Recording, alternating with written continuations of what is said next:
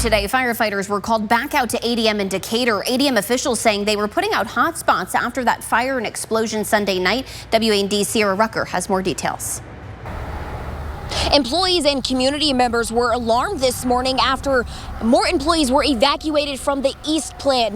Now this happened after a walkthrough was being done through the East plant, and then an employee spotted smoke coming from the building. Now ADM tells us just to take extra precautions. That immediate area was evacuated and the fire department was contacted to help investigate. Now Decatur Fire tells WAND that they were called out to check a couple hotspots and were only there for a short period of time. A spokesperson for ADM goes on to say that employees are saved and returned to the area. They're also taking extra precautions to ensure the safety of the area and to help keep employees informed throughout this entire situation.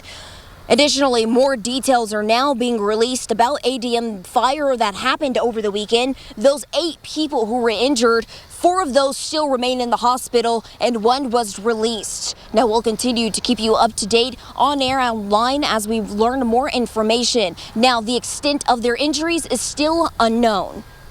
In Decatur, Sierra Rucker, WAND News.